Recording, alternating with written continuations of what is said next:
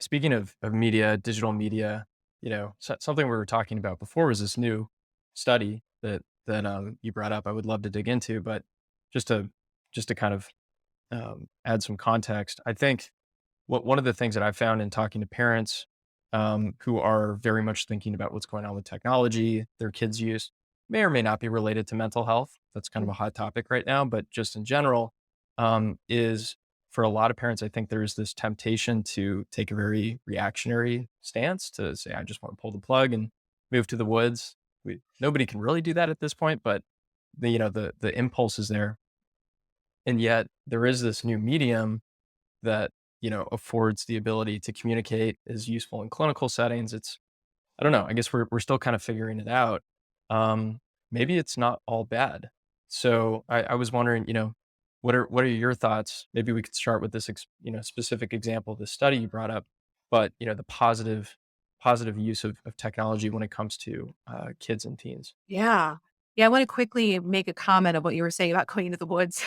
Yeah. Look, you can buy survival stuff online, but, um, joking and serious. But, Yeah. but no, in all seriousness, I think that anytime something new and unfamiliar is Hmm. introduced, there is fear associated with it. Yeah. Innovation dances with fear. It's normal. It is part of our human history. It will be ongoing for the rest of human history. Hmm. So I want to acknowledge that. And I also want to nurture that. As a parent, you're trying your hardest to make sure that your child is okay, that they're healthy, that they are having good balance in their life, that they are being taken care of, both by themselves and others, right? And when they are entering into these spaces where you have no idea what they're actually doing, or have maybe very little idea of the interactions, of the space, of what they're being Hmm. exposed to, of course you're going to be anxious about it. Of course you're going to want to pull the plug and run into the woods, right? I mean, again, I know I'm joking, but I am serious about this. I think that it's so important for us to normalize that experience, and as Mm. parents, as humans, to give ourselves gentleness and grace and recognize that Hmm. the intent is to be supportive, the intent is to be protective. And when we don't really know what's going on, of course, the easiest thing to do is just remove it completely. Hmm. And there are benefits. And I think when we are able to really lean into the process and uncover what those benefits are, we feel more comfortable. I have Mm. been so reluctant to so many things in my life. I fully transparent about that. I was Hmm. afraid of everything because that's how I grew up. Funny Hmm. enough, I actually was not allowed to play video games when I was a child because my parents thought that it was, I don't know, I think they thought that my brother and I were gonna fight, which, like, we had a very chill relationship, so I don't know why that was the thought, but I think this exact point hits home Hmm. for them, and again, will continue to home for so many families of, "Don't do this because it's gonna be bad for you." Right. And I ended up here in gaming trying to, uncover and express the benefits of it. So, I just wanna give that caveat. The study that you're referencing, just to let those listening know what's Hmm. about. So there was a study recently conducted, and published about gaming and intelligence, and they found that, well, no, it was actually there were a couple other variables, but we'll stick with gaming and intelligence, just Hmm. for the purposes of what we're discussing.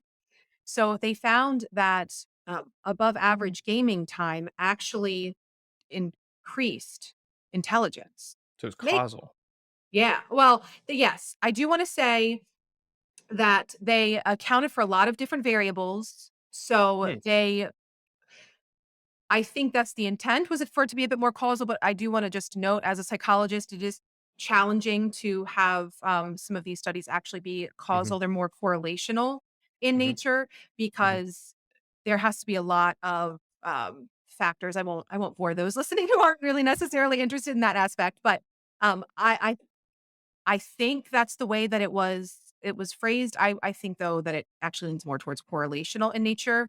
I do wanna Mm. note that in the study, they were looking at, 9 to 10-year-olds and, specifically published this research pertaining to that group of individuals. So when you see the Mhm. study, when you see articles written about the study, there is seemingly a general overarching statement of gaming increases, improves, benefits intelligence, which Wow. is a factual statement from what they found in the study.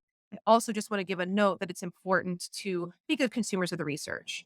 Mhm. While this research is extremely promising and so much more research about digital technologies and mental health and just overall human wellness are continuing to be conducted, it takes quite a bit of research to really hone in on a more causal relationship understanding. Mhm.